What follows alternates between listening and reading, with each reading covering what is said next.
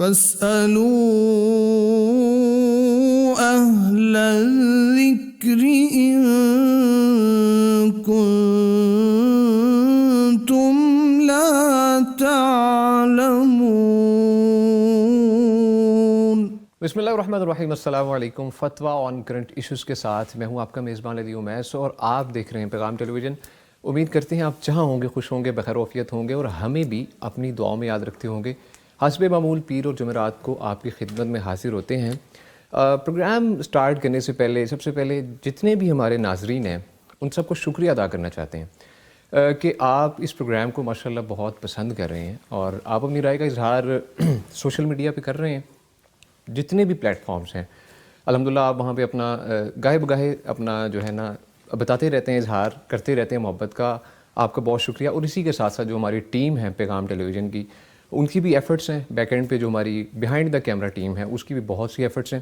اللہ تعالیٰ ہم سب کو یہ جو ہمارا کام ہے، یہ ایک نیکی کا جو ہم نے ایک سلسلہ شروع کیا ہے، اس کو جاری رکھنے کی توفیق عطا فرمائے۔ اور الحمدللہ ہمارے ساتھ مفتیان کرام کا پینل موجود ہوتا ہے، جو کہ پیغام ٹیلی ویژن کے ناظرین کے لیے کسی بھی قسم کے تعارف کا محتاج نہیں ہے۔ ہمارے ساتھ جو پہلی شخصیت موجود ہیں فضیلت الشیخ مفتی عبدالولی خان حفظہ اللہ تعالیٰ، ہم انہیں خوش آمدید کہتے ہیں۔ مفتی صاحب السلام علیکم۔ وعلیکم السلام ورحمۃ مفتی صاحب اللہ کیسی طبیعت وبرکاتہ۔ آپ کی؟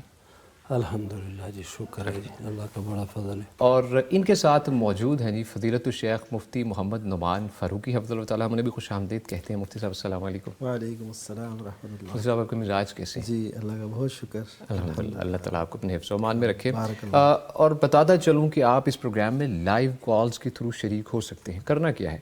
کرنا سمپلی آپ کو یہ ہے کہ پیغام ٹیلی ویژن کی جانب سے یو اے نمبر پہ کال کرنی ہے، آپ کی اسکرینز پہ بھی اس وقت شو ہو رہا ہوگا، پھر بھی آپ وہ نمبر نوٹ فرما لیں، 04211700000، یعنی 0421117000000۔ اس کے علاوہ آپ ہمیں واٹس ایپ پہ بھی اپنے ریٹن میسیجز یا وائس نوٹ کی صورت میں میسیج بھیج سکتے ہیں، آپ وہ بھی نمبر نوٹ فرما لیں، 03215652000، یعنی 0321565200۔ آپ یہاں پہ اپنے ریٹن میسیجز یا ایسے میسیجز جو آپ یہاں پر لائیو پروگرام میں ڈسکس نہیں کر سکتے، آپ وہاں پر انشاءاللہ ہمیں بھیجیں، اور ہم آپ کے انشاءاللہ مفتیان کرام وہاں پہ جواب دیں گے۔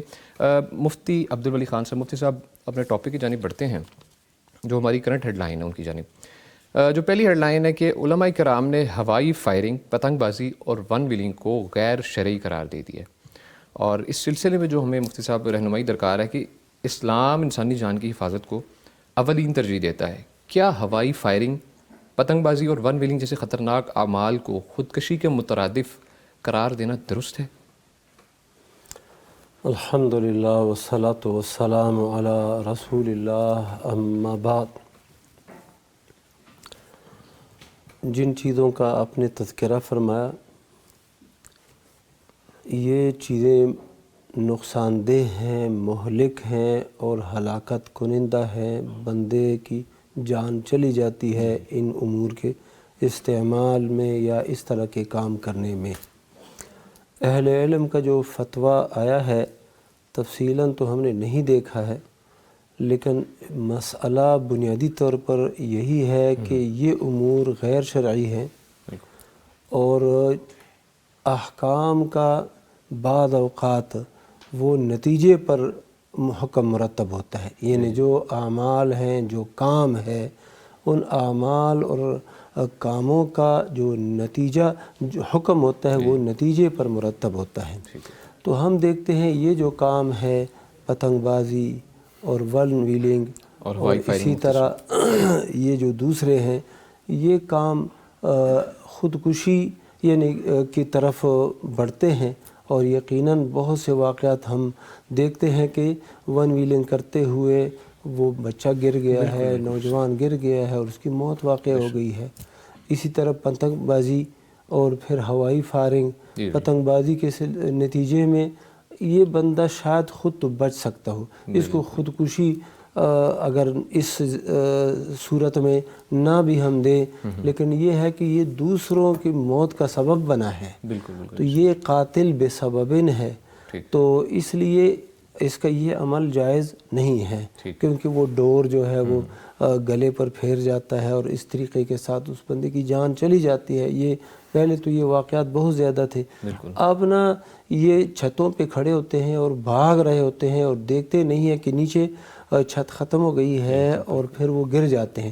تو اس لحاظ سے پھر وہ خودکشی کا معنی اس کے اندر بھی موجود ہے۔ جی، اور فائرنگ میں بھی یہ دوسروں کی جان لے لیتے ہیں، خود تو خودکشی نہیں کر رہے ہوتے لیکن دوسروں کی جان لے لیتے ہیں۔ اس لحاظ سے پھر یہ ایک ناجائز عمل ہے۔ اگر خودکشی ہم اس کو نہ بھی کہیں لیکن یہ قتل ہے، یہ خودکشی نہیں، اپنے آپ کو قتل کرنے والی بات نہیں بلکہ دوسروں کو قتل کرنے والی بات ہے۔ اور اللہ سبحانہ و تعالیٰ نے قرآن مجید کے اندر جو ضابطہ اور قاعدہ بیان فرمایا ہے وہ یہ ہے کہ وَلَا تُلْقُوا بِأَيْدِيكُمْ إِلَى التَّهْلُكَةِ، اپنے آپ کو ہلاکت میں مت ڈالو۔ تو اب ہلاکت میں پڑنے والی جتنی بھی صورتیں اس کے اندر آتی ہیں وہ ساری اس میں آ جاتی ہیں، مثلا پتنگ بازی، اور مثلا یہ جو ون ویلنگ ہے، اور اسی طرح یہ جو ہوائی فائرنگ ہے۔ پھر یہ ہے کہ دوسری چیزیں، یہ نشاور چیزوں کا استعمال، یہ بھی آہستہ آہستہ یعنی مہلک ہے، حتیٰ کہ سگریٹ کا استعمال یہ بھی مہلک ہے۔ تو ان چیزوں سے اجتناب اور احتراز کرنا چاہیے اس قاعدے کے تحت بھی۔ یعنی اس میں تو سگریٹ کا ذکر نہیں آیا یا ون ویلنگ کا ذکر نہیں آیا، لیکن ایک قاعدہ ہے کہ اپنے آپ کو ہلاکت میں نہیں ڈالنا۔ وَلَا تَقْتُلُوا أَنفُسَكُمْ، اور اپنے آپ کو قتل مت کرو۔ اللہ سبحانہ و تعالیٰ نے یہ حکم دے دیا ہے، لا ضرر ولا ضرار فی الاسلام، اسلام میں نہ ابتداً کسی کو ضرر پہنچانا ہے اور نہ ہی انتقاماً، اور نہ یا یہ کہ نہ خود ضرر پہنچانا ہے کسی کو، نہ ضرر قبول کرنا ہے۔ تو ان تمام صورتوں میں یہ ان دلائل اور نصوص سے یہی معلوم ہوتا ہے کہ یہ اعمال شرعاً حرام ہے، جائز نہیں ہے۔ بعض صورتیں تو صریح خودکشی کے زمرے میں آتی ہیں اور بعض صورتیں صریح خودکشی کے زمرے میں نہیں آتی، لیکن ناجائز اور ممنوع ہونے میں سب کے سب مشترک ہے۔ ٹھیک ہے، بہت شکریہ مفتی صاحب۔ بارک اللہ۔ مفتی نعمان فاروقی صاحب، مفتی صاحب ہماری جو نیکسٹ ہیڈ لائن ہے اس کی جانب بڑھتے ہیں کہ جھوٹی خبر پھیلانے پر 3 سال قید یا 20 لاکھ جرمانہ ہوگا۔ پیکا ایکٹ ترمیمی بل قومی اسمبلی میں پیش کر دیا گیا ہے۔ اس سلسلے میں جو مفتی صاحب ہمیں رہنمائی درکار ہے کہ ترمیمی بل کے تحت جھوٹی خبریں جو مفتی صاحب پھیلانے والے کے لیے سخت سزا تو ہے، لیکن اگر کوئی غلطی سے لا علمی کی بنیاد پہ، اس کو علم نہیں ہے، سوشل میڈیا کا استعمال بہت زیادہ بڑھ چکا ہے اس وقت، ایون کہ بچے بھی، ہمارے گھر کے بچے بھی چھوٹی ایج میں شروع ہو جاتے ہیں سوشل میڈیا استعمال کرنے۔ اب کسی کو نہیں پتہ لگا یا غیر علمی اور علمی لا علمی کی وجہ سے یا غلطی کی وجہ سے اگر وہ جھوٹی خبر کو شیئر کر دیتا ہے، اس کا حصہ بن جاتا ہے، کہ پھیلانے کا حصہ بن جاتا ہے۔ اس سلسلے میں معافی یا اصلاح کی گنجائش اسلام میں موجود ہے؟ ان الحمد للہ والصلاة والسلام علی رسول اللہ، اما بعد۔ جھوٹی خبر پھیلانا یہ معاشرتی طور پر، سماجی طور پر ہلا کے رکھ دیتا ہے، اور اس کے نقصانات، اس کے اثرات بہت زیادہ مرتب ہوتے ہیں۔ نبی کریم صلی اللہ علیہ وسلم نے بھی اس حوالے سے جو رہنمائی فرمائی وہ یہ ہے کہ کفیٰ بالمرء کذبا، کہ آدمی کے جھوٹا ہونے کے لیے یہی کافی ہے کہ ان یحدث بکل ما سمع، کہ جو اس نے سنا ہے اس کو آگے بیان کر دے۔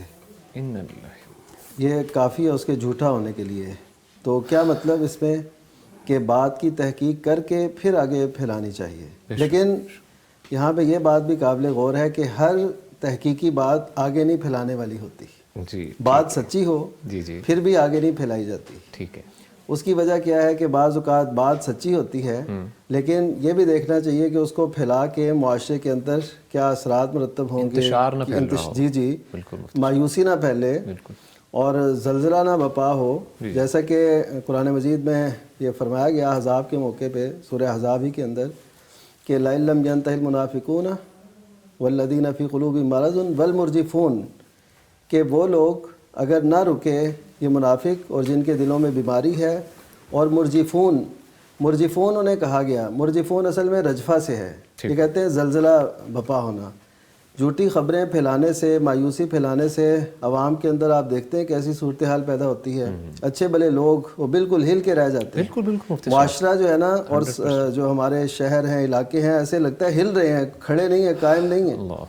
تو اس کی وجہ یہ ہوتی ہے کہ خبریں پھیلائی جاتی ہیں. تو اللہ تعالیٰ نے فرمایا کہ اگر یہ نہیں نہ رکیں گے، اور یہ ائمہ نے یہ لکھا ہے، ائمہ مفسرین نے، کہ اس سے مراد اصل میں منافقین ہی ہیں. اچھا اچھا. تو ایسا میڈیا یا ایسے لوگ جو مسلمانوں کے اندر ایسی مایوسیاں پھیلاتے ہیں جس سے وہ ہل کے رہ جائیں، انتشار پھیلنے کا خطرہ انتشار ہو، پھیلے، تو اس کا مطلب یہ ہے کہ وہ یہ منافقانہ کردار ادا کر رہے ہیں، یہ مومنانہ کردار نہیں ہے. ہاں ٹھیک ہے. اچھا، تو جہاں تک جھوٹی خبر پھیلانے کا تعلق ہے تو اس میں ایک حدیث مبارکہ، ہم زیادہ تفصیل میں نہ بھی جائیں، جی بالکل. صحیح بخاری کی روایت ہے، نبی کریم صلی اللہ علیہ وسلم نے خواب ایک دیکھا، وہ بڑا طویل ہے، کتاب التعبیر کے اندر وہ امام بخاری رحمہ اللہ لائے ہیں. تو اس میں یہ ہے کہ ایک شخص کو اس کی ان باچھوں سے ہک ڈال کے پیچھے لے جایا جاتا تھا گدی تک، اور ادھر سے آنکھوں سے ایسے ڈال کے پیچھے گدی تک، انا للہ. یہ سائڈ کی جاتی تھی، وہ دوبارہ آتی، پھر یہ سائڈ کی جاتی تھی، اور ایسے اس کے ساتھ سلسلہ چلتا رہے گا.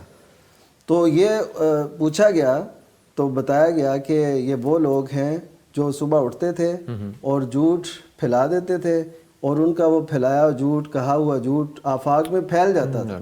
اب دیکھیے، یہ سوشل میڈیا کی بات نہیں ہے تو اور کس کی بات ہے؟ یعنی ایک شخص اٹھتا ہے، کوئی جھوٹی بات بناتا ہے اور پھیلا دیتا ہے، اور اس کے نتیجے میں کیا طوفان بپا ہوتا ہے معاشرے کے اندر، کیسی انارکی پھیلتی ہے، کیسی مشکلات جھیلنی پڑتی ہیں، لوگ پریشان ہو جاتے ہیں کہ خبر سے. تو اس وجہ سے جھوٹی خبر پھیلانے کو ضرور معاشرے کے اندر روکنا چاہیے. اور اگر کسی سے غلطی سے ایسا ہو جائے، اول تو یہ غلطی ایسی نہیں ہے کہ اس کو معاف کیا جائے، لیکن غلطی سے ایسا ہو، پھر اس کے اثرات کو ہم دیکھیں گے. اگر اس کے اثرات برے نکلے ہیں تو پھر تو یقینی طور پہ وہ قابل سزا ہے. اگر اس کے اثرات ایسے نہیں ہیں، وہ جھوٹ کسی خاص نوعیت کا تھا یا انفرادی طور پہ اس کے کچھ اثرات تھے، پھر چلے اسے معافی کا بھی معاملہ کیا جا سکتا ہے، کیونکہ اہل ایمان مسلم معاشرے کے اندر درگزر معافی ان چیزوں کی بھی گنجائش موجود ہے.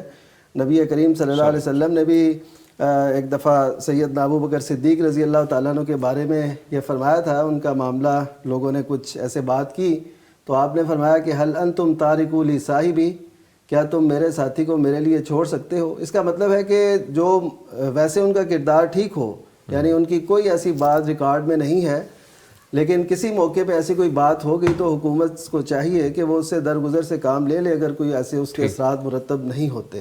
لیکن ایسی بات ہے کہ جیسے یہ حکومت نے بل پیش کیا ہے، اور اس سے بڑھ کر یہ بھی کرنا چاہیے کہ لوگوں کے اندر صحیح خبر بھی وہ پھیلائیں جس کی معاشرے میں کوئی گنجائش موجود ہو اور جس کے فوائد ہوں، جس سے نقصان ہو وہ بھی نہیں پھیلانے چاہیے. مثلا صحیح مسلم کی حدیث ہے، نبی کریم صلی اللہ علیہ وسلم نے فرمایا کہ جب کوئی شخص کہتا ہے نا ہلاک الناس، کہ لوگ ہلاک ہو گئے، تو حدیث میں آتا ہے فَهُوَ أَهْلَكَهُمْ، ایک یہ الفاظ ہیں کہ وہ انہیں یہ بات بھی انہیں ہلاک کر دیتی ہے، یا پھر یہ پھیلانا ہی انہیں ہلاک کر دیتا ہے، یا یہ ہے فَهُوَ أَهْلَكُهُمْ کہ وہ سب سے زیادہ خود ہلاکت خیزی میں چلا جاتا ہے. تو اس کا مطلب ہے کہ ہمیں سچی خبریں بھی دیکھ کے پھیلانی چاہیے، نہ یہ کہ ہم جھوٹی خبریں پھیلائیں اور معاشرے میں انارکی اور اس قسم کی چیزیں. بہت شکریہ مفتی صاحب. ہمارے ساتھ ایک کالر موجود ہے، کافی دیر سے ہمارا ویٹ کر رہے ہیں، جو ان کی جانب بڑھتے ہیں. جی السلام علیکم.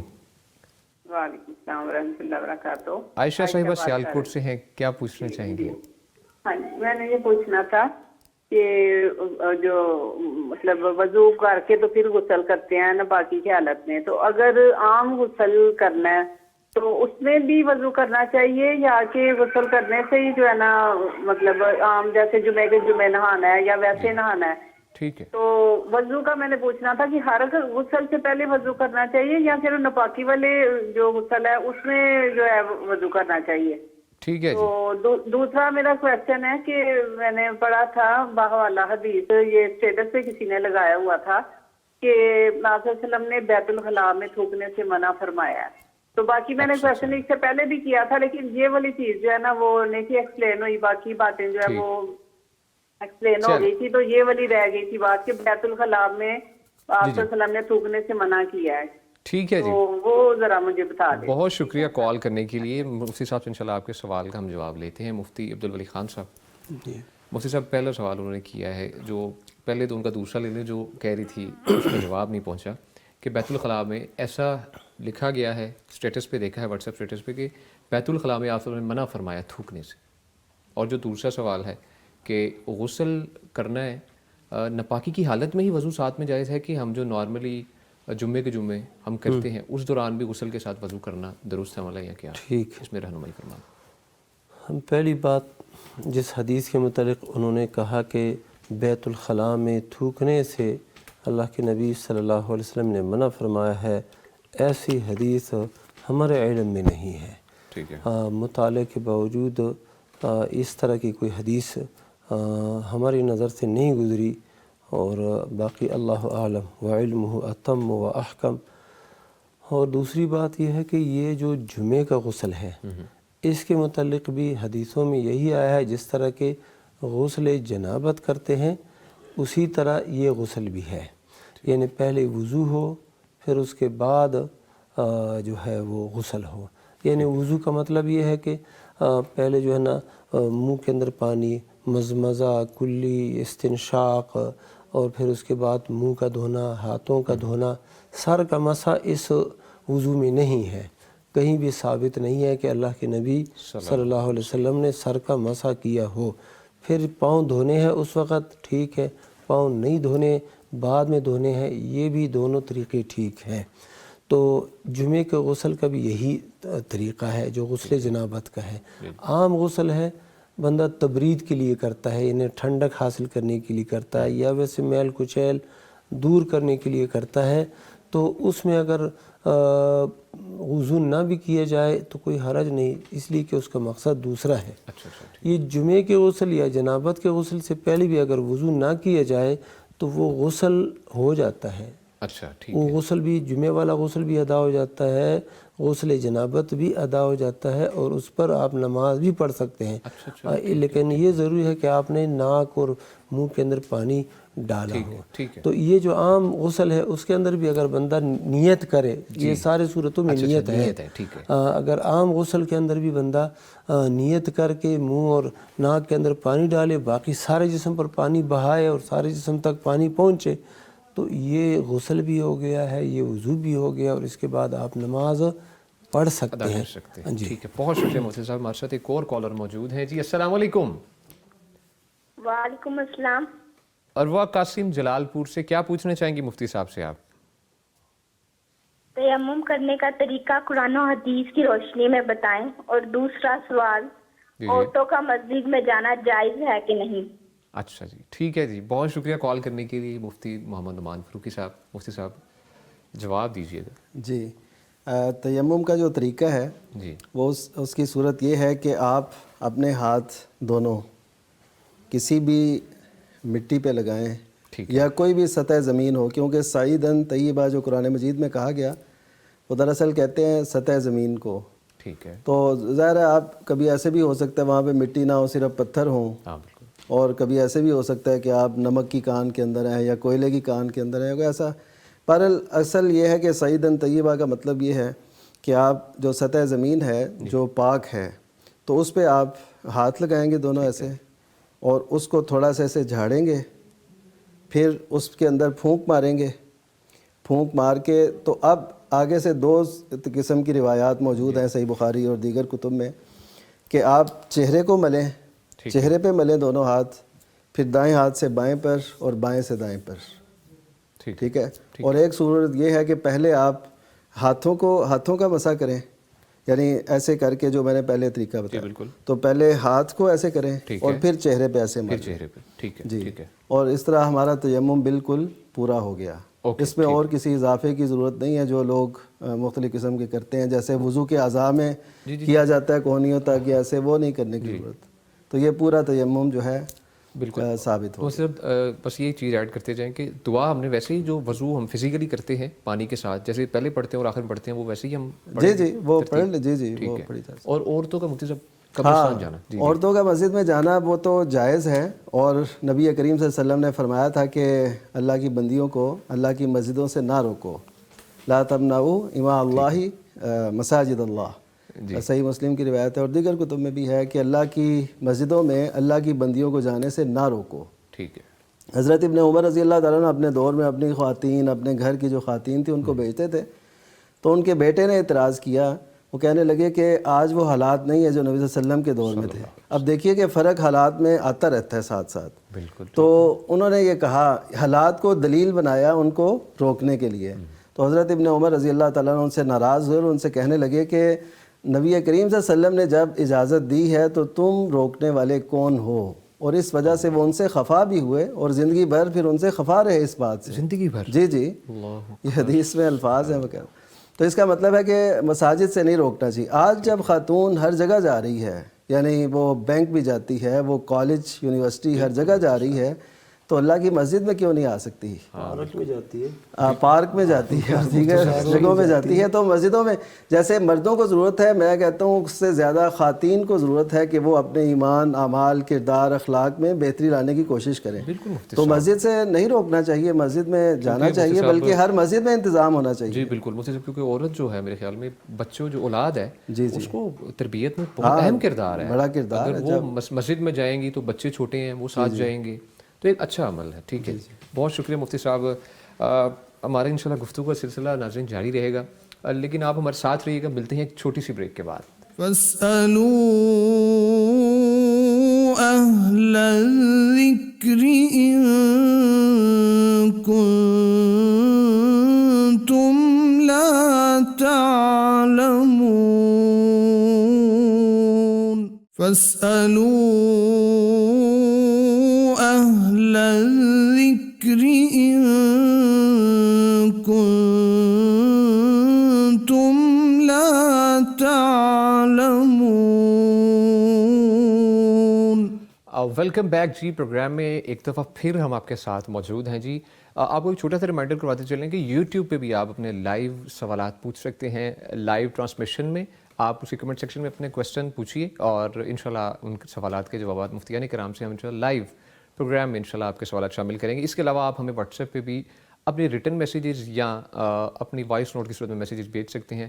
سمپلی کرنا ہے کہ نمبر جو اسکرین پہ اس وقت آپ کو شو ہو رہا ہے 0321565200 یعنی 0321565200، اس پہ آپ میسیجز کیجیے تو انشاءاللہ مفتیان کرام آپ کو آپ کے جو شرعی مسائل ہیں ان کا حل انشاءاللہ وہاں پر آپ کو ضرور پہنچا دیں گے. اپنے ریٹن سوالات کی جانب بڑھتے ہیں. مفتی عبدالولی خان صاحب، مفتی صاحب واٹس ایپ پہ جو ہمیں سوال موصول ہوا ہے، پوچھا گیا ہے کہ جہیز کا سامان آہستہ آہستہ دے تو اس پر زکوٰۃ واجب ہے یا نہیں؟ یعنی سوال کی یہ تفصیل ہے کہ جہیز کا سامان آہستہ آہستہ دیں، تھوڑا تھوڑا کر کے دیں، مطلب ایک دم سے نہیں دیں، تو اس پر زکوٰۃ واجب ہے یا نہیں؟ جو جہیز کا سامان ہے جو بندے نے بیٹی کے لیے وہ تیار کر رکھا ہے، مائیں تیار کرتی ہیں، ہاں جی، تو اس پہ تو زکوٰۃ ہے ہی نہیں. یہ تو مال تجارت ہے نہیں. تو دیگر اشیاء جس طرح کے گھر کے سامان ہوتے ہیں ان پر زکوٰۃ نہیں ہے، اسی طرح اس پر بھی زکوٰۃ نہیں ہے. یہ ان کا شاید سوال سونے کی صورت بھی مفتی صاحب ہوتی ہے، بیٹیوں کے لیے سونا بھی تو تیار کرتے ہیں. ہاں جی، وہ سونا جو تیار کرتے ہیں اگر وہ ابھی دیا نہیں ہے اور ابھی ان کے پاس ہی ہے، ملکیت میں بیٹی کے نہیں آیا، ان کی ملکیت میں ہے، اگر وہ نصاب کو پہنچتا ہے تو زکوٰۃ دیں گے. اور اگر نصاب کو نہیں پہنچا ہے، مثلا 7 تولے سے کم ہے، ان کے پاس جو سونا ہے ماں کے پاس، اور یہ بھی ساتھ ملا کے 7 تولے یا 7.5 تولے، 7.25 تولے، یعنی آپ تولوں کا چھوڑ دیں، جو واضح بات ہے وہ 85 گرام ہے. اچھا 85 گرام. یہ جو واضح قول ہے اور بالکل تحقیقی قول ہے. یہ عبدالملک ابن مروان رحمہم اللہ، اللہ سب پہ رحم فرمائے، جو گزر چکے ہیں، اچھے تھے برے تھے جو بھی تھے، ان کا ایک کارنامہ یہ تھا کہ اس سے قبل ان سے پہلے جو اسلامی ادوار گزرے ہیں نا، ان کی اپنی کرنسی نہیں تھی. دیگر کی کرنسیاں دینار وغیرہ وہ استعمال کرتے تھے.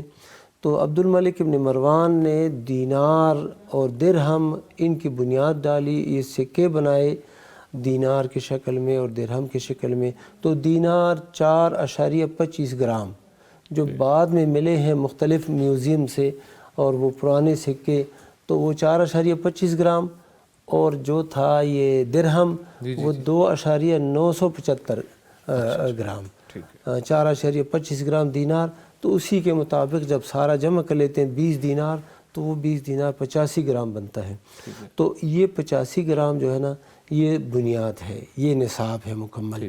تو اگر نصاب کو پہنچتے ہیں یہ سونا تو ٹھیک ہے, پھر وہ زکوٰۃ ادا کریں گے. ان کے سوال کی نا مجھے اس طرح ایک سمجھ آئی ہے کہ وہ یہ کہتے ہیں کہ پیسے جمع کیے ہوئے ہیں, اچھا ٹھیک ہے, اپنے پاس ہیں جی, اور اب جو ہے جہیز کے لیے رکھیں, بیٹی کی جہیز کے لیے کچھ سامان دے دیا ہے, کچھ بعد میں ہم خریدیں گے, پیسے جمع کر لیے ہیں. اب ان پیسوں پہ زکوٰۃ ہوگی کہ نہیں ہوگی؟ ہاں یہ ابھی آپ کی ملکیت میں ہے, جب تک آپ ان سے کوئی چیز نہیں خریدتے اور یہ نصاب کو پہنچتے ہیں, اتنا نصاب یعنی 52 تولہ چاندی, تو پھر اس پہ زکوٰۃ ہوگی اگر سال گزر جائے, اور اگر سال سے پہلے ہی آپ وہ کر دیتے ہیں پھر زکوٰۃ نہیں. بہت شکریہ مفتی صاحب. ہمارے ساتھ ایک کالر موجود ہے. جی السلام علیکم. وعلیکم السلام. شبنم صاحبہ ہیں سرگودا سے, کیا پوچھنا چاہیں گی مفتی صاحب سے؟ السلام علیکم دونوں مفتی صاحب کو.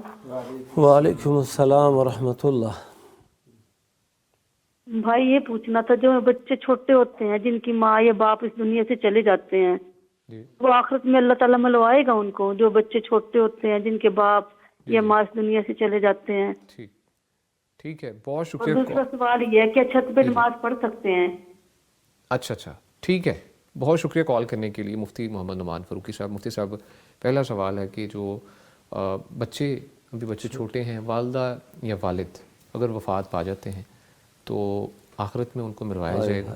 اور جو دوسرا سوال ہے کہ چھت پہ نماز پڑھی جا سکتی؟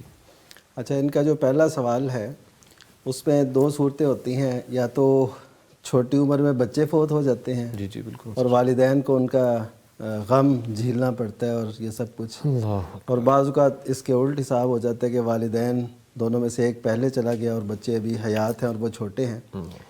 تو اس صورت میں اصل میں نیکی جو ہے نا وہ معنی رکھتی ہے, جیسے کہ اللہ تعالیٰ نے قرآن مجید میں فرمایا کہ وَاتَّبَعَتْهُمْ ذُرِّيَّتُهُمْ بِإِيمَانٍ أَلْحَقْنَا بِهِمْ ذُرِّيَّتَهُمْ, کہ وہ جو نیک ہیں, ایمان میں آگے ہیں, اور ان کی اولاد ان کے پیچھے چلتی ہے ایمان میں, ٹھیک ہے, ایمان میں ان کی پیروی کرتی ہے, وہ بھی ایمان اور عمل صالح والے ہیں, تو اللہ تعالیٰ ان کو ان کے ساتھ ملا دے گا. اب یہ جو بچے ہیں ان کی تربیت اچھی ہو, اور حقیقت ایسے ہے کہ جو والدین نیک ہوتے ہیں ان کی اولاد کبھی نہ کبھی راہ راست پہ آ ہی جاتی ہے, اور یہ اس کے نیکی کے اثرات ہوتے ہیں, ان کی دعائیں ہوتی ہیں اور ان کی تربیت. اور اس وجہ سے جو وہ دعائیں کر رہے ہوتے ہیں, جیسے سیدہ مریم, ان کے لیے وہ دعا کی گئی اور کہ ان کو بچانا, اس چیز سے محفوظ رکھنا شیطان اور اس کے شر سے. تو اس کا مطلب ہے یہ دعائیں اس وقت سے شروع ہونی چاہیے, اور اگرچہ وہ دنیا سے چلے بھی جائیں تو یہ دعائیں ان کے لیے توشہ بن جاتی ہیں اور ان کو عروج دیتی ہیں, غلبہ دیتی ہیں. اللہ تعالیٰ ان کو ضرور ان سے ملا دے گا اگر وہ نیکی میں ان کے ساتھ ہوں گے. ہاں, اگر وہ نیکی میں پیچھے رہ گئے یا ان کے عقائد افکار میں کوئی فرق ہوا, اسلام سے متصادم صورتیں, اور عموماً یعنی آج کل کے دور میں ایسے ہونا کوئی بعید بھی نہیں ہے کہ لوگ شکار ہو جاتے ہیں, لیکن یہ ہے کہ نیکی, وہ دعائیں, وہ التجائیں. اور ایک حدیث میں تو یہاں بھی ذکر آتا ہے کہ یعنی یہاں تک بھی ذکر آتا ہے کہ بندے جب دنیا سے چلے جاتے ہیں, اللہ تعالیٰ ان کو ان کی اولاد کے بارے میں اطلاع دیتے ہیں, خبر دیتے ہیں کہ تمہارا یہ بچہ یہ کر رہا ہے یا ایسے. تو وہ وہاں پر بھی دعا کرتے ہیں کہ یا اللہ اگر اچھا کر رہے ہیں تو مزید ان کو اچھائی کی توفیق نصیب فرما, اور اگر وہ برا کر رہے ہیں تو ان کو برائی سے روک دے. یہ بھی حدیث سے ثابت. ٹھیک ہے, تو اس کا مطلب یہ ہے کہ اللہ تعالیٰ ان کو ملا دیتا ہے. خلاصہ یہ ہے نا کہ اگر ماں باپ مومن ہے اور اولاد بھی مومن ہے, انہوں نے ایک دوسرے کے ساتھ ملنا ہی ملنا ہے, بنیاد ایمان ہے. باقی نیکیوں میں کمی بیشی تو ہوتی رہتی ہے, ایمان بنیاد ہے, مل جائے. اور دوسری جی چھت پہ نماز پڑھنے والی بات, وہ تو ٹھیک ہے, بالکل پڑھی جا سکتی ہے. آج کل جیسے سردیوں میں دھوپ ہوتی ہے تو بعض اوقات چھت پہ نماز پڑھنی ہوتی ہے, تو اس پہ کوئی حرج نہیں ہے. یہ جو ہے نا وہ خواتین کے لیے چھتوں پہ, یعنی ایسے چھت جس طرح کے لوگ دوسرے چھتوں سے بھی نظر آتے ہیں, ان کے متعلق یہ ہے کہ عورت کے لیے بہتر یہ ہے کہ پھر وہ اپنے کمرے میں نماز پڑھے, نیچے نماز پڑھے, دوسروں کی نظر نہ پڑے. اور اگر چھت ایسے ہے کہ کسی کی نظر نہیں پڑتی پھر ٹھیک ہے. ٹھیک ہے, بہت شکریہ. ہمارے ساتھ ایک کالر موجود ہے. السلام علیکم. हेलो अस्सलाम वालेकुम। वालेकुम सलाम। आबिद वसीम साहिब बिहाड़ी से, कैसी तबीयत है जी जी आपकी? जी आबिद वसीम, अल्हम्दुलिल्लाह। चैनल की पूरी टीम को मेरा सलाम, मुफ्ती साहब भी और वली खान साहब को भी मेरा सलाम। वालेकुम वालेकुम सलाम। अस्सलाम। वालेकुम जी मेरा सवाल ये था कि कुरान पाक की हम तलावत करते हैं, ये पूछना था कि शुरू से तलावत की जाए अलिफ लाम मीम से, या कुरान पाक का कोई भी हिस्सा कहीं से भी कोई सिपारा पढ़ना हो, कितना पढ़ना चाहिए? एक रूप पढ़ लिया या दरमियान में छोड़ दिया, चंद आयतें पढ़ ली, इसके बारे में पता करना था, जवाब दीजिएगा। खैर ठीक अल्लाह है, की बहुत शुक्रिया कॉल करने के लिए मुफ्ती अब्दुल वली खान साहब। अल्लाह सुब्हानहू व तआला ने फरमाया है फ़क़रऊ मा तयस्सर मिनल कुरान, कुरान में से पढ़ो जो तुम्हें आसान लगे, जो तुम्हें मुयस्सर हो। तो इसमें ये कोई नहीं है कि शुरू से बंदा पढ़े, दरमियान से पढ़े, जहाँ से उसके लिए आसान लगे तो वो पढ़े।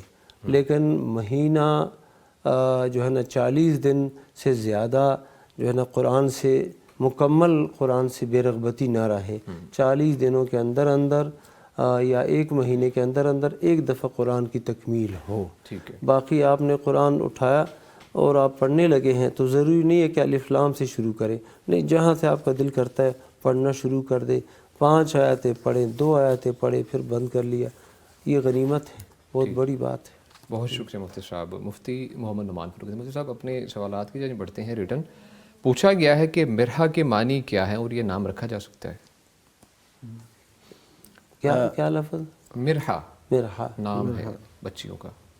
जी, ये लफ्ज़ इसकी जो असल है वो तो है तकब्बुर और गुरूर से, जैसे वला तमशी फिल अर्ज़ी मरहा, के अकड़ के ना चलो, तो ये उससे लफ्ज़ है। तो इतराहत के माना में है तकब्बुर गुरूर।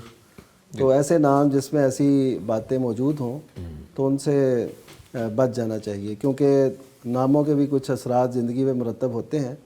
तो हम चूँकि हमें कहा गया कि अच्छे से अच्छे नाम और अच्छे मानी वाले रखें, तो ये चूँकि उससे मैच नहीं कर रहा, तो इस वजह से हमें चाहिए कि हम नाम बदल लें। ठीक है, हाँ, बहुत शुक्रिया मुफ्ती साहब। मुफ्ती अब्दुल वली खान साहब, जनाब, मुफ्ती साहब पूछा गया है कि बेटी और बीवी की सूरत में औरत की क्या ज़िम्मेदारी हैं? क्योंकि मैं बेटी से बीवी का सफ़र तय करने जा रही हूँ, मुझे पता चल जाए ताकि कोई कमी न रह जाए। सुभान अल्लाह, अल्लाह ताला इनको तौफीक दे और अच्छी ज़िंदगी अता फरमाए। जब एक बेटी होती है तो माँ बाप की फरमाबरदार होती है, माँ बाप की तालीमात और उनकी रहनुमाई पर चलती है। माँ बाप खुसूसन माँ उसको कहती है कि बेटा आपने दुपट्टा पहन के रखना है, बाहर जाना है तो दुपट्टा वग़ैरह, हिजाब, पर्दा, ये सारी चीज़ें करनी होती है। ये माँ अक्सर इस तरह की तरबियत करती रहती हैं बेटियों की। तो उस वक़्त भी माँ की बात, बाप की बात ये माननी चाहिए जब वो दीन के मुताबिक बात करें। और इसके बाद जब औरत बीवी बनती है तो अब इसको एक और ज़िम्मेदारी और एक नया सफ़र ज़िंदगी का शुरू हो जाता है। इसमें फिर उन्होंने करना क्या है? करना यह है कि वो हदीस में आता है कि जो नेक औरत होती है ना, ये खैर मता दुनिया अलमरअतु सालिहा, दुनिया कुल्लुहा मता, दुनिया सारी की सारी सामान है, मता है, फ़ायदा उठाने की चीज़ है। और खैर मता दुनिया, दुनिया के असबाब और सामान और मता में से सबसे बेहतर नेक बीवी है। फिर नेक बीवी की सिफ़ात क्या बयान की गई है? वो ये है कि जब खाउन उसकी तरफ देखे तो वो उसको खुश कर दे, यानी वो आगे से मोहब्बत भरे अंदाज में वो भी देखे और मुस्कुराए। तो खाउन मुझे देख रहा है तो जवाब में मुस्कुराए आप और उसे खुश कर दें। और जब खाउन किसी बात का हुक्म दे तो वो उसकी इताअत करे। और जब खाउन घर पे ना हो तो फिर वो अपनी इज़्ज़त और नामूस की हिफाजत करे, औलाद की हिफाजत करे, खाउन के माल की हिफाजत करे। ये है तो ये चीज़ें। और दूसरी हदीसों में ये बात आ गई है कि औरत है, खाउन ने कह दिया है कि फ़लाँ लोगों को घर में नहीं आने देना, या किसी भी गैर महरम को जो आपका महरम नहीं है उसको घर के अंदर नहीं आने देना। अब ये जो है ये औरत इताअत करे, गैर महरम को बिल्कुल आने ना दे। बाज़ सूरतों में ऐसे होता है कि کوئی چاچا زاد بھائی اور اسی طرح چاچو خاون کا چاچو اس کا بھتیجا کوئی یہ آتے ہیں تو عورت حیران ہو جاتی ہے کہ اب میں کیا کروں. نہیں، اس میں آپ نے اپنے خاون کی اطاعت کرنی ہے کہ اگر اس نے یہ کہہ دیا کہ غیر محرم اندر نہیں آ سکتا تو نہ آنے دیں. ٹھیک ہے. آپ اس کے گھر میں کسی کو آنے نہ دیں اور محبت کے ساتھ خاون کی اطاعت کی کوشش ہو. پھر یہ خاون نہ جب دیکھ لیتا ہے کہ میری بیوی مطیع ہے، نمازی ہے، نماز پڑھتی ہے، اپنے اولاد کی تربیت کرتی ہے، دین پڑھتی ہے، تلاوت کرتی ہے، پھر وہ اس کا نا ایک طرح سے غلام ہی بن جاتا ہے. یعنی پھر عورت جو کہتی ہے، بیوی جو کہتی ہے وہ پھر وہ کر گزرتا ہے اور کر گزرنے میں وہ خوشی محسوس کرتا ہے. خصوصاً جو دیندار طبقہ ہوتا ہے تو بیوی کو چاہیے کہ وہ اس انداز میں اپنا سلسلہ وہ کرے اور یہ غیبتوں کا سلسلہ بھی نہ کرے کہ میکے کی باتیں اپنے سسرال میں کرے اور سسرال کی باتیں میکے میں کرے جس سے فساد برپا ہو. تو یہ باتیں نہ کرے اور خاون کی باتوں کو اولین ترجیح دے. بہت شکریہ مفتی صاحب. ہمارے ساتھ ایک کالر موجود ہے جی. السلام علیکم. وعلیکم السلام. حسیب اختر صاحب کوئٹہ سے، کیسی طبیعت ہے آپ کی؟ جی سر آپ لوگ کیسے ہیں؟ آپ لوگ خیریت سے ہیں؟ ٹھیک ہے الحمدللہ، اللہ کا شکر ہے. کیا پوچھنا چاہیں گے؟ سر یہ میں پوچھنا چاہوں گا کہ جو سود کے پیسے ہیں اس سے حج کیا جا سکتا ہے؟ اسکول کے پیسوں سے؟ سود کے؟ جی سود. اچھا ٹھیک ہے جی. بہت شکریہ کال کرنے کے لیے مفتی نعمان فاروقی صاحب. جی اللہ تعالیٰ پاک ہیں اور پاک ہی کو قبول کرتے ہیں.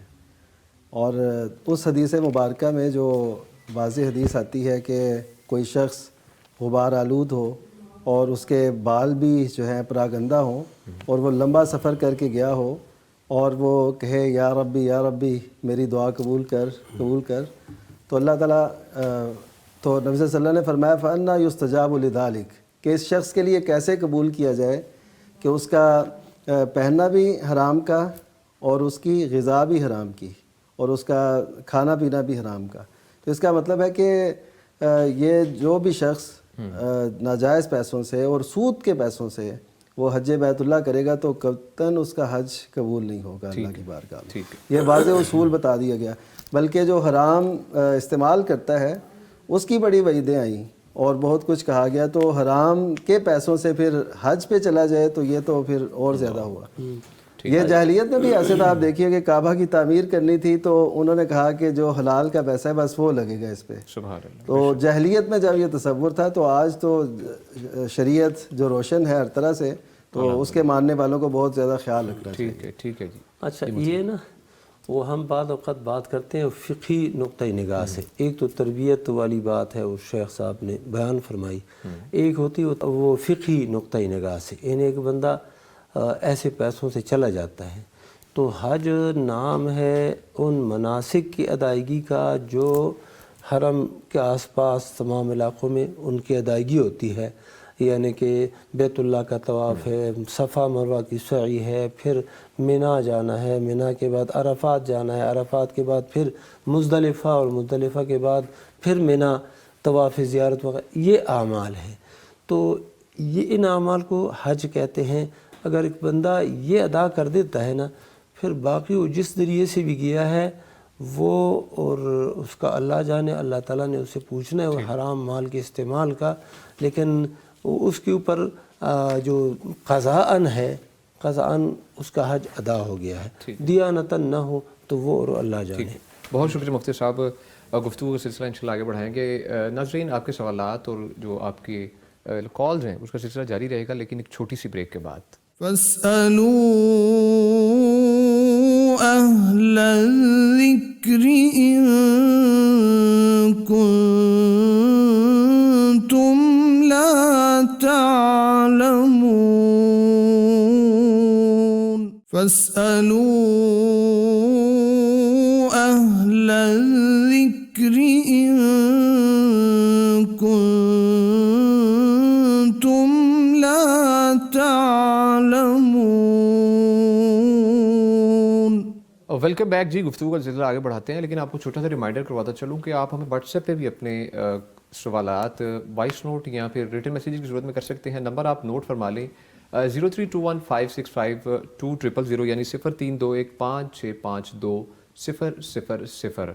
اور الحمدللہ اس وقت مفتی نعمان فاروقی صاحب آپ کی جانب بڑھتے ہیں. ہمارے جو لائیو سوالات پوچھے گئے ہیں ان کو شامل کرتے ہیں کمنٹ سیکشن میں یوٹیوب پہ. سلیحہ نام سے آئی ڈی ہے, مفتی صاحب پوچھتی ہیں کہ السلام علیکم ورحمۃ اللہ وبرکاتہ. وعلیکم السلام. آپ کا پروگرام بہت اچھا ہوتا ہے, سب سے پہلے تحریری کلمات ہے. اور پوچھا گیا ہے کہ میرا سوال یہ ہے کہ نکاح تقدیر کی کون سی قسم سے تعلق رکھتا ہے, کیا یہ انسان کے اختیار میں ہوتا ہے؟ صحیح. اچھا, تقدیر کے معاملے کو سمجھنے کے لیے ضروری ہے کہ ہم یہ جانیں کہ یہ اللہ تعالیٰ کا فیصلہ ہے اور اس نے اللہ تعالیٰ نے بندوں سے پوشیدہ رکھا ہوا ہے. وہ تقدیر کی کوئی بھی مثلا رزق ہے, اولاد ہے, نکاح ہے, معاش ہے, جو بھی قسم ہے, اور اسی طرح موت و حیات ہے, یہ سب کچھ اللہ تعالیٰ نے راز میں رکھا ہے, اسے ہی تقدیر کہتے ہیں. تو اب جو چیزیں اللہ تعالیٰ نے راز میں رکھی ہیں لیکن اس کی جستجو کا ہمیں کہا گیا, ہم نے جو کچھ لکھا گیا ہے ہم نے اس کے حاصل کرنے کی جستجو اپنی حد تک ضرور کرنی ہے. اس کا یہ مطلب نہیں ہے کہ جو چیزیں لکھی گئی ہیں اب ہم اپنی جستجو نہ کریں. ہمارا جو کچھ بھی لکھا گیا چونکہ ہمیں پتہ نہیں, ہمیں اچھے کی جستجو, بہتر کی تلاش اور محنت, کاوش, کوشش, یہ سب کچھ ہمیں کرنا ہے. تو نکاح میں بھی ایسی صورت ہمیں اختیار کرنی چاہیے کہ ہم تلاش کریں, ہم کہیں, ہم جو سورسز ہو سکتے ہیں انہیں اختیار کریں اور ایک اچھے رشتے کی تڑپ میں, تلاش میں کوشش پوری جستجو کریں. یہ نہیں ہے کہ وہ لکھا ہے تو وہ خود پہنچے گا, نہیں. رزق لکھا ہے لیکن اس کے لیے جستجو ہر کوئی کرتا ہے. اولاد لکھی ہے تو اس کے لیے بھی جو ذرائع ہیں وہ اختیار کیے جاتے ہیں. اسی طرح جو بھی معاملات ہیں زندگی, مثلا موت تو لکھی ہوئی ہے لیکن لوگ بچتے ہیں نا کہ ہمیں اس حوالے سے موت نہ آئے, ایسے نہ ہو, ایسے نہ ہو جائے, ایسے نہ ہو جائے. تو یہ سب تقدیر کے معاملات ہیں لیکن ہم نے پوری جستجو کرنی ہے جو شر ہے اس سے بچنے کی اور خیر کو حاصل کرنے کی. بہت شکریہ مفتی صاحب. مرسد یعنی ہم ظاہری شرع کے مکلف ہیں. اللہ کے نبی صلی اللہ علیہ وسلم نے حکم دیا نا کہ تنکح المرأۃ لأربع, ایک عورت کے ساتھ نکاح کیا جاتا ہے 4 چیزوں کی وجہ سے, مال کی وجہ سے, جمال کی وجہ سے, اسی طرح حسب و نسب کی وجہ سے, دین کی وجہ سے. فظفر بذات الدین, اور کامیابی حاصل کر دیندار عورت کے ساتھ شادی کرنے میں. تو اس میں بھی یہی ہے نا کہ ایک محنت ہے. ہمارے ساتھ ان کی جانب پڑھتے ہیں. جی السلام علیکم. وعلیکم السلام. نادیہ صاحبہ فیصل آباد سے, کیا پوچھنا چاہیں گے مفتی صاحب سے آپ؟ دونوں مفتی کرام کو اسلام. وعلیکم السلام ورحمۃ اللہ. پہلے تو یہ کہ میرا پیغام ٹی وی بہت فیوریٹ ہے, میں بڑے شوق سے دیکھتی ہوں. بہت شکریہ جی, جزاک اللہ تعالیٰ کامیابیاں دیں. آمین آمین آمین. اور میرا کوشچن یہ ہے کہ صدقہ کرنے کا اس دنیا میں اور فوت ہونے کے بعد کیا ثواب ہے, اور مسجد میں پیسے ڈالنے کا کیا ثواب ہے, نئے نوٹ ڈالنے کا کیا ثواب ہے؟ ٹھیک ہے, بہت شکریہ کال کرنے کے لیے. مفتی عبدالبری خان صاحب. مفتی صاحب, صدقہ کرنے کا دنیا اور آخرت میں کیا اجر ہے, اور مسجد میں جو کیا جائے صدقہ, مسجد کے گلہ جو انہوں نے رکھا ہوتا ہے جو پیسوں کے لیے, اس کا کیا سوال ہے؟ صدقہ جو ہے نا, حدیثوں میں اس کی بڑی فضیلت آئی ہے, اور اسی طرح قرآن مجید کے اندر بھی اس کی فضیلت بیان کی گئی ہے بہت زیادہ. تو ایک تو صدقہ جو ہے نا یہ بلاؤں کا رد ہے. بندہ جب صدقہ دیتا ہے تو مصیبتیں, مختلف مصیبتیں اللہ سبحانہ و تعالیٰ اس سے ہٹاتا ہے. ایک بات ہو گئی. دوسری بات یہ ہے کہ یہ جو صدقہ ہے یہ اللہ سبحانہ و تعالیٰ کے غضب کو بجھاتا ہے. تو ان اللہ تعالیٰ کا غصہ ہو کسی بندے پر تو وہ صدقہ دے, اللہ سبحانہ و تعالیٰ اس صدقے کی وجہ سے اس بندے پر غضب پھر نہیں کرتا. اسی طرح یہ صدقہ اس کی مختلف صورتیں ہیں. دنیا میں بھی اس کا اجر ملتا ہے اور مال کے اندر اضافہ ہوتا ہے.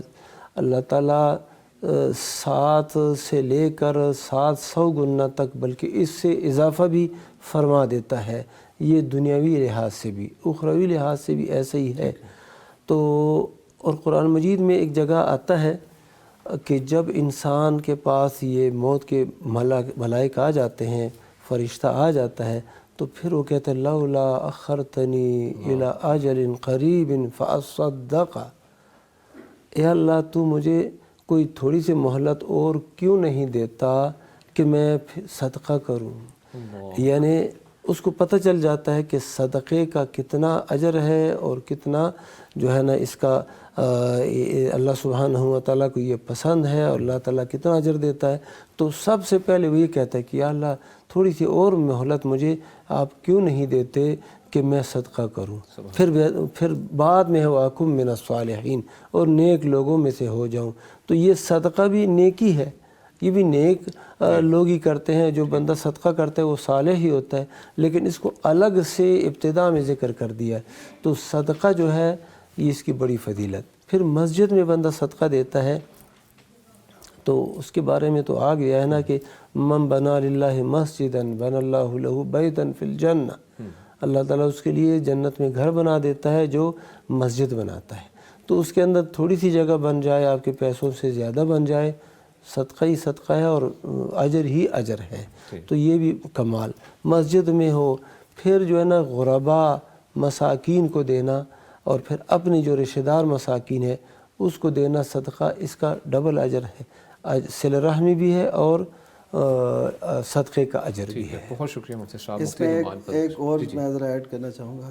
حدیث مبارکہ میں یہ بھی آتا ہے کہ ان المومن تحت ظل صدقاتہ یوم القیامہ, کہ مومن جو ہے روز قیامت اپنے صدقے کے سائے میں ہوگا. سبحان اللہ. اور ایک وہ حدیث مبارکہ بھی کہ جو دائیں ہاتھ سے دے کچھ اور بائیں کو بھی پتہ نہ ہو, اسے عرش کا سایہ نصیب ہوگا. یعنی صدقے میں یہ راز رکھے, کسی پہ احسان نہ جتلائے بلکہ وہ اللہ کے لیے دے دے. تو یہ دو جو سائے والی چیزیں ہیں نا اس حشر کی گرمی میں, یہ یقیناً بہت زیادہ فائدہ ہے صدقے کی وجہ سے. مفتی صاحب صدقے کی اقسام کے بارے میں اگر ہم آپ بتا دیں. ہاں, صدقہ تو مسکراہٹ بھی صدقہ ہے. سبحان اللہ, سبحان اللہ. اور اپنے بچوں پہ خرچ کرنا بھی صدقہ ہے. سبحان اللہ. حتیٰ کہ اپنی اہلیہ محترمہ کے پاس جانا بھی صدقہ ہے. اور اسی طرح صدقے کی اتنی صورتیں ہیں کہ یعنی سلام کرنا یہ بھی صدقہ ہے, اور دیگر بہت سی اچھی بات بتانا اور راستے سے چیز ہٹانا, یعنی بہت سی صورتیں. مفتی صاحب سے ایک بات رہ گئی, وہ بیوی کے منہ میں لقمہ ڈالنا, یہ بھی صدقہ ہے. یہ بھی صدقہ ہے. وہ میں نے بچوں پہ خرچ کرنے کے الفاظ کہہ دیے. وہ نہیں واضح کیا کرو. جی جی جی بالکل ٹھیک ہے. بہت شکریہ مفتی صاحب. مفتی نعمان فاروقی صاحب, مفتی صاحب اختصار کے ساتھ جواب چاہیے کیونکہ ہمارے پاس وقت کم ہے. اترے کپڑے جلا دیں یا کسی کو دے دیں؟ صحیح. یہ جو کپڑے اتارے جاتے ہیں نا, تو اس کے بارے میں لوگ یہ سمجھتے ہیں کہ یہ کسی کو دینے نہیں چاہیے. کوئی آج کل یہ چلا ہوا ہے کہ کچھ اس میں جراثیم یا اثرات ہوتے ہیں وہ دوسروں تک نہ جائیں. تو ایسی کوئی صورت نہیں ہے. یہ بھی ایک خدشہ پایا گیا ہے کہ اس پہ جادو ہو جاتا ہے کپڑوں میں. نہیں, یہ تو اس نے اتار کے ان کو دیے ہیں نا. جی جی بالکل. ہاں, اتارے ہوئے. تو نہیں, وہ جادو تو ایسے ہر چیز پہ ہو سکتا ہے. بندہ تصور کرے کوئی آپ کی طرف آیا تو وہ جادو لے کے نہ آیا, وہ آپ کسی طرف گئے ہیں آپ کو جادو نہ ہو جائے. اس طرح تو پھر بہت سارے ایسے معاملات ہیں. تو اس وجہ سے اصل یہ دیکھنا ہے کہ وہ چیز جس کے بارے میں پوچھا جا رہا ہے اس کا شرعی حکم کیا ہے. تو اتنا وہ لباس کسی کو دیا جا سکتا ہے, کوئی ایسی بات نہیں ہے. نبی صلی اللہ علیہ وسلم نے عید کے موقع پہ فرمایا کہ وہ خواتین جو نہیں یعنی گھروں سے نہیں نکلتی, یعنی چھوٹی عمر کی ہیں ابھی, تو وہ بھی کسی کی چادر لے کے چلی جائیں. یعنی ایک دوسرے کے کپڑے استعمال کیے جا سکتے ہیں, کوئی اس میں. اچھا, اور یہ اگر ان کو بہت ہی اشکال ہے نا تو وہ کپڑے دھو لیں پھر دے دیں. ٹھیک ہے, بہت شکریہ مفتی صاحب. ناظرین پروگرام کا وقت ختم ہوتا ہے. ہمارے ساتھ موجود رہے جی فضیلت الشیخ مفتی عبدالولی خان صاحب, ان کا ہم شکریہ ادا کرتے ہیں. مفتی صاحب آپ تشریف لائے, جزاک اللہ خیرا. اور ان کے ساتھ موجود رہے جی فضیلت الشیخ مفتی محمد نعمان فاروقی حفظہ اللہ تعالیٰ, ان کا بھی شکریہ ادا کرتے ہیں. مفتی صاحب بہت شکریہ آپ کی تشریف آوری کا. ناظرین چھوٹا سا ریمائنڈر کہ روزہ رکھا کریں پیر و جمعرات کا, اور کوشش کریں اس کو لائف میں شامل کر لیں. اپنا بہت سا خیال رکھیے گا اور ہمیں اپنی دعاؤں میں ضرور یاد رکھیے گا. انشاءاللہ ملاقات ہوگی اگلے پروگرام میں. تب تک کے لیے دیجیے اجازت. اللہ نگہبان. فاسألوا أهل الذكر إن كنتم